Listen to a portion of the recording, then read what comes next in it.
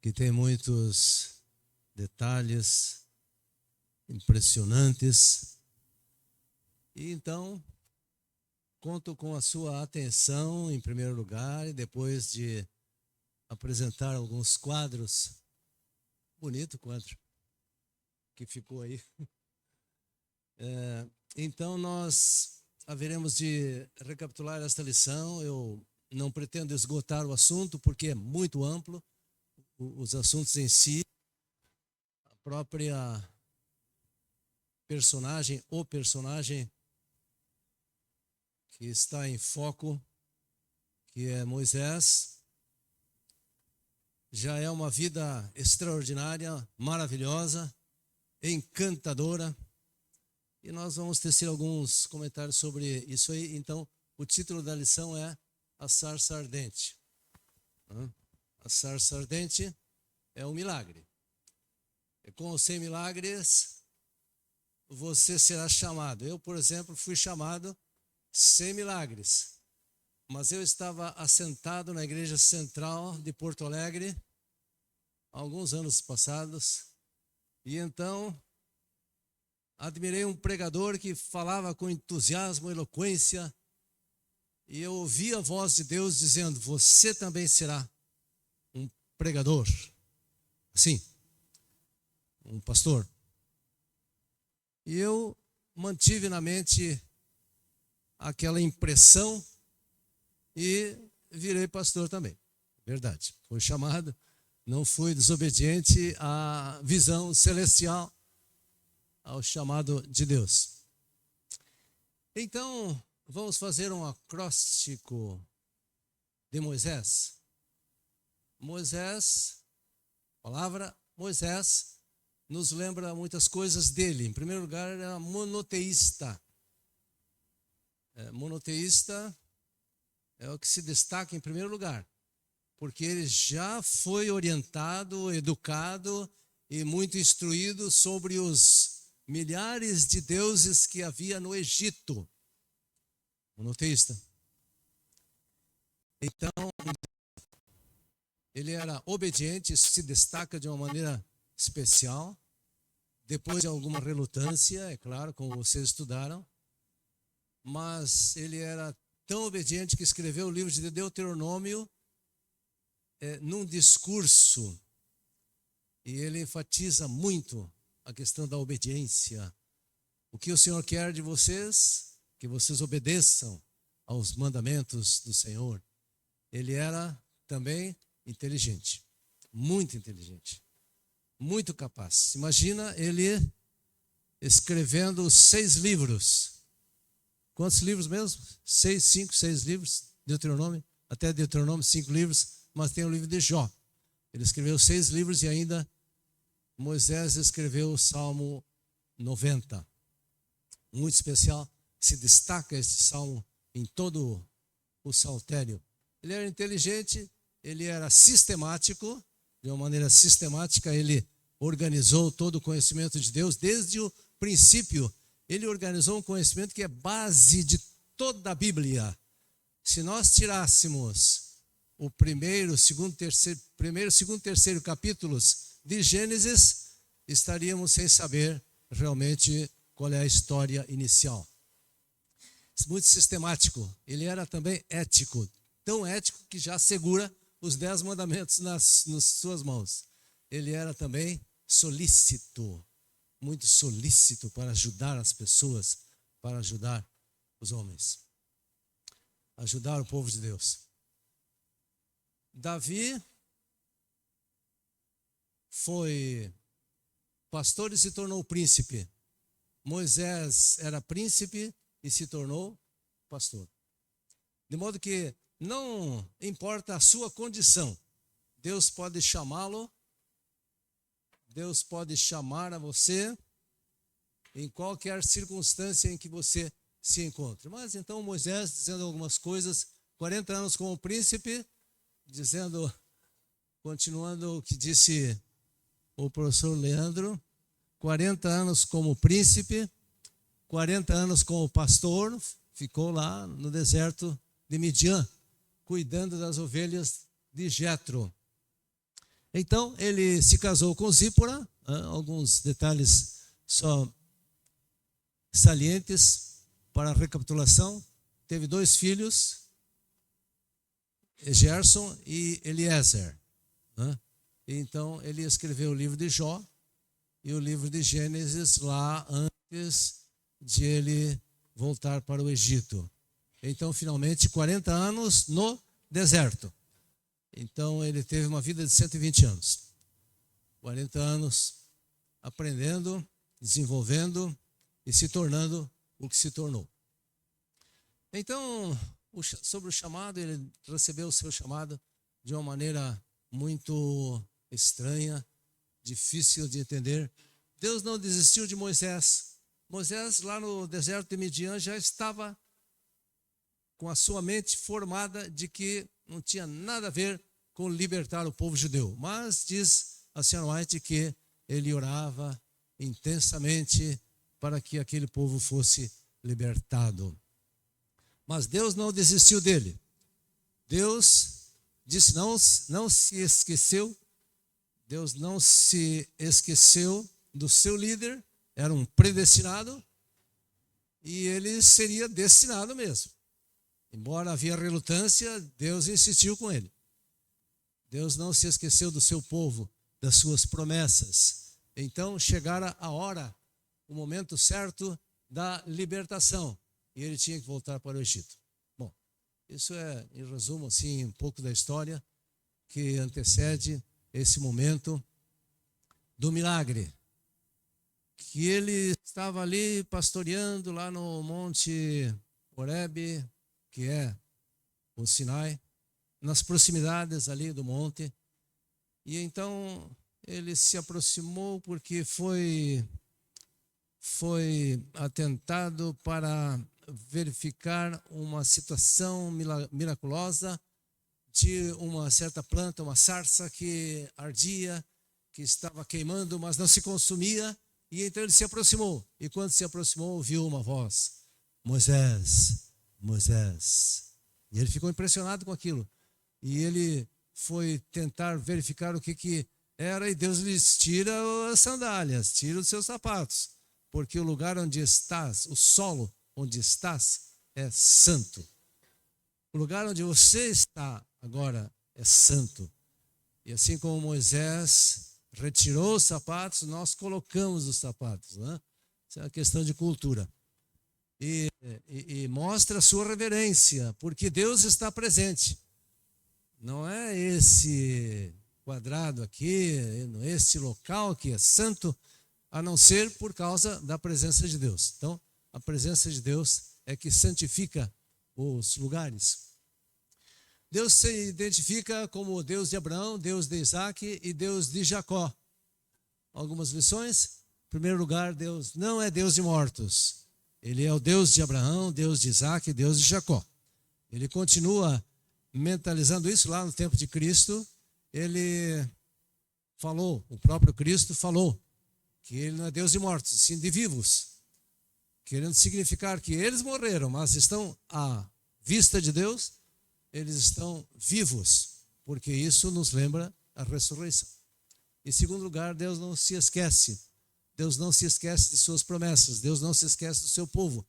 Deus não se esquece de abençoar a você. Deus não se esquece das suas dores, dos seus problemas, das suas complicações, das nossas complicações.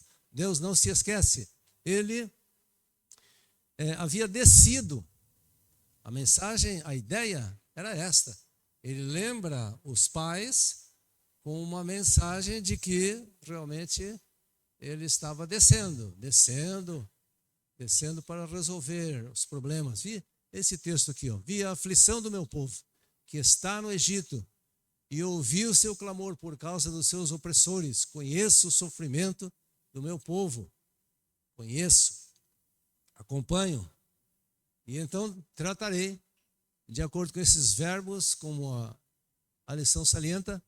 Por isso desci a fim de livrá-lo das mãos dos egípcios e para fazê-lo sair daquela terra e levá-lo para uma terra boa e ampla, terra que mana leite e mel.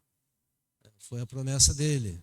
Então isso está firme, isso está de acordo com o que ele prometeu, e então ele vai tratar de resolver esse problema. Em segundo lugar, mencionamos aí as ordens de Deus. Vem, pois, agora eu te enviarei a Faraó para tirares do Egito o meu povo, os filhos de Israel. Eu te enviarei. É impressionante que Moisés ficou aterrorizado com aquela missão. Porque quem era ele? O que ele podia dizer? Deus se apresenta como uma pessoa dinâmica, então ele diz, eu vi. Vi, Deus vê tudo o que se passava, Deus vê tudo o que se passa, estava vendo o que estava acontecendo com o povo angustiado, o povo oprimido, o povo maltratado, afligido. Deus vê. Qualquer coisa, Deus vê. Não esquece da onisciência de Deus, ele vê. E ele diz que vou descer. Deus aplica o juízo. Tem muita gente com a Bíblia na mão dizendo, não, Deus não julga o seu povo, Deus não julga nada. Julga tanto os inimigos do povo como o próprio povo de Deus. Estamos sendo julgados. A partir de 1844, o juízo investigativo está em processo. E finalmente o outro verbo, tirar. Eu vou tirar, Deus vai agir. Deus não está parado, Ele está agindo. Quem sabe muitas vezes nós pensamos, por que Deus não se manifesta? Pode ser que Ele esteja preparando alguém para resolver o seu problema, o meu problema. Pode ser que Ele esteja agindo nos bastidores, mas Deus age, sempre age e chega o tempo certo. Então, Deus também exigiu de Moisés ações definidas e experimentadas, ações específicas. Ele chama Moisés para uma missão específica. Moisés se sentiu totalmente incapaz e só poderia exclamar isso: quem sou eu? Ele já perdera o seu orgulho, já estava pronto para a obra. Então, quando alguém diz, eu posso, eu sou capaz, eu sou bom mesmo, eu vou pregar lá, eu vou mostrar como é que se faz, então esse já perde a sua capacidade, perde a sua inspiração, porque Deus chama as pessoas que se humilham, não humilham diante dos homens, mas se humilham diante de Deus. E assim acontecia com Moisés. Moisés se humilhava agora diante de Deus e estava pronto para servir, pronto para a sua missão. Então vamos tratar de um assunto rapidamente, um assunto muito polêmico, mas muito importante, muito especial, muito grande, que é o chamado nome de Deus, não é? Deus disse a Moisés, eu sou o que sou. Quando Moisés, entre as suas muitas objeções, pelo menos 4, 5 objeções, 5 desculpas, ele dizia, mas quando eu me apresentar diante do teu povo, eles vão dizer, mas quem é esse libertador? Qual é o nome dele? O que eu posso dizer? Bom, você vai dizer isso, eu sou o que sou. Eu sou, me enviou a vocês. O nome dele é Eu Sou. Então, observe. Milhares de deuses eram os deuses do Egito. Mas agora estava chegando um único Deus. O Deus dos judeus, o Deus dos israelitas, era o Deus onipotente. Enquanto que os egípcios tinham deuses para o sol, para a lua, para as estrelas, para o ventre, para as paredes, para o trono, deuses em todas as mais formas diversificadas, o povo de Israel adorava o Deus Todo-Poderoso. Mas eles queriam saber agora qual era o nome. Assim como Deus Todo-Poderoso, de acordo com Gênesis 17, verso 1, Deus se apresentou diante de Abraão. E o povo o conhecia como o Criador, Todo-Poderoso, criou todo o universo, mas não sabia o nome exato. Então, estudando o nome de Deus, estudamos também o nome de Jesus e verificamos exatamente o que é que Jesus pretendia. Ele disse: antes de que Abraão existisse, eu sou. Então os judeus pegaram em pedras para atirar nele. Por quê? Porque eles sabiam que, de acordo com Êxodo 3, verso 14, esse é o nome de Deus, o Deus Todo-Poderoso, o Deus da aliança, o Deus da aliança com o seu povo. É o nome de Deus. Eu sou. Antes de Abraão existir, eu já estava existindo, porque eu sou. Eu sou. A expressão eu sou, naturalmente, vem do verbo ser, e significa que ele é hoje e amanhã. Ontem foi ontem, é hoje e amanhã será o mesmo. Significa que ele é eterno. O nome de Deus significa eterno. Ele é eterno. Bom, vamos dizer alguma coisa a mais depois, mas é importante que Jesus Cristo dissesse antes de Abraão: eu sou, eu sou. Então, ele quase foi apedrejado e ele perguntou: mas por que vocês querem me apedrejar? Por qual dos milagres, por qual das boas obras me apedrejais? Não é por boa obra que te apedrejamos, mas porque sendo homem te fazes Deus. Mas ele disse, já havia dito no verso 24 e no verso 28 a mesma coisa. No João 8, 24, né? Ele dizia: se vocês não crerem em mim, então vocês morrerão nos seus pecados. Não, ele não disse assim. Se vocês não crerem que eu sou, quando ele diz eu sou, se ele não se cuida, ele derruba todos os pecadores na sua frente, como às vezes acontecia. Aconteceu lá no Getsemane, quando ele disse, eles perguntaram: quem é Jesus? O Nazareno? Quem é Jesus Nazareno? Ele disse: eu sou. Quando ele disse eu sou, soldados caíram. Por quê, né? Porque ele estava falando o nome de Deus, e diante do nome de Deus há santidade. Ele já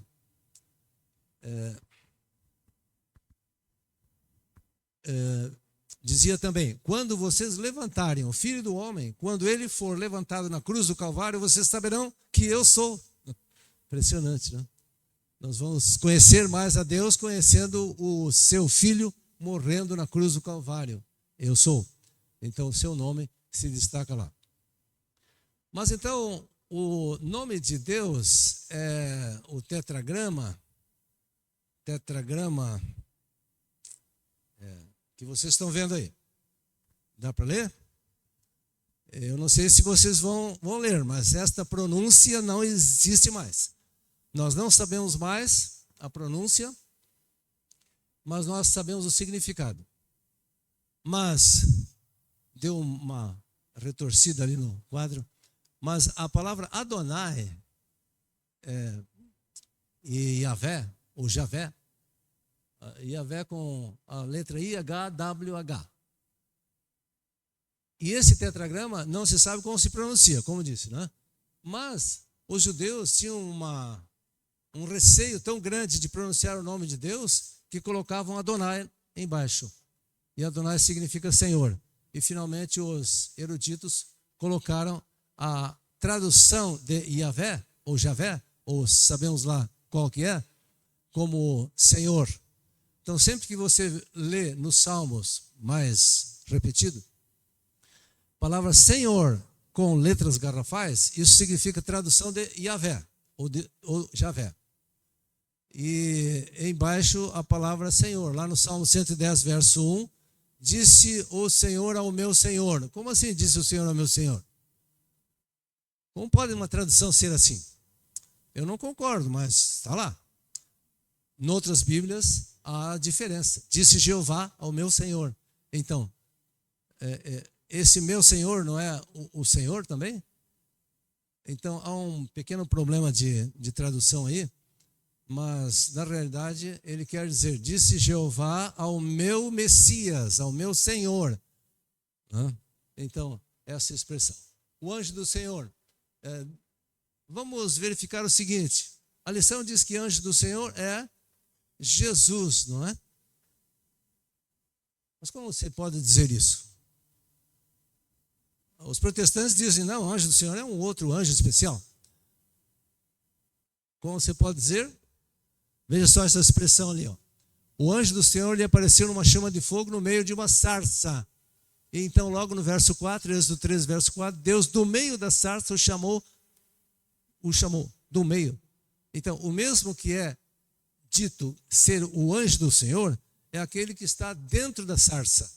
E então, verificamos que este que estava dentro da sarça, como uma manifestação especial, toda manifestação especial do Antigo Testamento é de Jesus, portanto, era Jesus que estava lá. Então, vamos apressar que o tempo também me pressiona. Cumprir a missão. Desculpas, 4 desculpas que você conhece em primeiro lugar. Quem sou eu? Eu estarei com você, disse Deus. O poder é de Deus que nos capacita. Qual é o seu nome? Ele disse, eu sou o que sou. Como recapitulando, Deus é eterno e fiel. Cumpre as promessas. Terceira objeção. Eles não crerão em mim. Sim, crerão por causa dos milagres, dos sinais que ele estava apresentando. Deus capacitou a Moisés e a nós também capacita. Nunca fui eloquente. Mas quem criou a boca do homem? Os ouvidos. Ele perguntou, sou eu? Aquele que criou a língua nos dará as palavras certas. Então, retorno ao Egito. Moisés retorna ao Egito, levou a sua família, e então há um caso lá de circuncisão. Zípora tomou seu filho mais novo e o circuncidou. O problema da circuncisão, grande problema, é a circuncisão que muitas pessoas ficam pensando. Mas que circuncisão? Por que circuncisão? Porque a aliança foi feita só no homem e a mulher. Bom, o homem está sempre com a mulher, sempre em primeiro lugar. Ele era o líder. Segundo lugar, a circuncisão era um sinal da aliança. Então, um sinal na carne da própria aliança espiritual. Mas por que um sinal na carne? Porque esse era o sinal contra a idolatria. Por que idolatria? Porque lá na idolatria dos pagãos acontecia o culto através das prostitutas. E as prostitutas não aceitariam um judeu. Por quê? Porque judeu é circuncidado. E isto seria uma proteção contra a idolatria. Então, finalmente, terminando aqui, Moisés é um tipo de Cristo. Quero ressaltar esses pontos aqui porque são muito importantes. Eu não encontrei outro profeta que fosse tão destacadamente um tipo de Cristo. Tipo de Cristo. Em primeiro lugar, o nascimento. No nascimento, ele já nasceu e já foi perseguido. O predestinado, tanto Cristo como Moisés, eram predestinados. E predestinados a sofrer. E logo no nascimento, já começa a ser perseguido. Ele foi príncipe, Jesus também foi príncipe. Ele foi pastor, ele foi profeta, Jesus também. Ele foi sacerdote, ele foi libertador. Ele foi legislador e, finalmente, ele foi intercessor. Acabou? Não. Ele foi o homem mais manso da terra. Jesus é o homem mais manso do universo. Ele teve um jejum de 40 dias, como Jesus Cristo teve um jejum de 40 dias. Ele alimentou a multidão. Ele era um pregador de milhares de pessoas. Ele realizou milagres, ambos realizaram milagres. Moisés ofereceu-se para morrer em lugar do povo. E Jesus também se ofereceu para morrer em lugar do povo. E, finalmente, ele foi o primeiro da ressurreição. Moisés foi o primeiro a ser ressuscitado. E Jesus foi o principal de todos os ressuscitados. Então, acho que devo terminar. Não sei se já acabou completamente o tempo. Não comecei. Quantos minutos? 5 minutos? Se alguém tiver alguma apresentação de alguma lição ou alguma pergunta, a gente pode ter uns 5 minutos para atender a isso. Se não tivermos, nós vamos contemplando esse quadro aí e nos maravilhando no fato de que Deus é um Deus de milagres. Um microfone aqui. Tem aqui, ó. Eu achei interessante, assim, para mim o ponto alto ali da lição, para mim, pessoalmente, pode ser para outra pessoa diferente. quando Moisés se justifica, né? Senhor, mas eu, relutante, relutante. Deus ficou bravo com Moisés. Deus ficou bravo. Moisés, eu já sabia que eu já mandei vir teu irmão, e o irmão dele já estava a caminho, né? Que seria a pessoa que era mais eloquente para falar, né? E nesse ponto da lição, é quinta-feira, né? Na quarta-feira, Moisés chega e fala assim, já que não tem jeito, já que eu tenho que ir mesmo, ele vai lá e chama o sogro, para o sogro abençoar ele, né? Então ele pede a bênção para o sogro. Então eu achei muito interessante isso, o fato de Deus ficar até irado, poxa vida, mas esse camarada é osso duro, e depois Moisés, tá bom, sogrão, vem aqui, sogro, me abençoa que não tem jeito não, eu tenho que ir lá. Exato, ele ficou irado porque ele respondia a todas as objeções e ainda o homem, continuando, disse, Senhor, escolhe aquele a quem tu vais escolher, mas não a mim. Aí então Deus disse, não, você vai. E sabe que algumas vezes Deus faz um pouquinho de força, né? Realmente a lição tem vários pontos interessantes, mas na lição de quinta-feira me chama a atenção porque Moisés sabia da obrigação que ele tinha de fazer a circuncisão do seu filho. E a lição nos dá 2 pontos interessantes, porque diz assim que serve para nós hoje. Podemos aprender uma lição importante com esse episódio. Jamais devemos deixar de fazer o que sabemos ser correto. E complementa a informação dizendo que quando nós sabemos o que é correto, diz assim, no final, quando Ellen White escreve em Patriarcas e Profetas, lá no último parágrafo, diz assim, enquanto vivesse negligenciando um dever conhecido, não estaria livre de perigo, pois não poderia estar protegido pelos anjos de Deus. O que me ensina é que quando eu sei o que eu devo fazer através da Bíblia e não faço, a proteção e o cuidado de Deus estão ausentes. Porém, quando eu executo isso, posso reivindicar a promessa de que Deus vai cuidar de mim. Perfeito, Ademar. Tá certo? Alguém mais gostaria de falar? Ou estamos encerrando, né? É uma alegria, portanto, pensar alto aqui com os irmãos sobre esta lição sobre Moisés e tirar as grandes lições. E a grande lição é esta, de que ele está de olho em você, está de olho em mim. Ele tem um plano, ele tem uma missão para você, tem uma missão para mim. E então, o importante é não duvidar e não questionar as resoluções e os planos e a missão que Deus tem para nós. Obrigado, professor. Pastor Roberto. Realmente, Moisés tinha seus motivos, né, pastor, de ter esquivado. Ele ficou 40 anos fora e o povo não conhecia mais ele, enfim.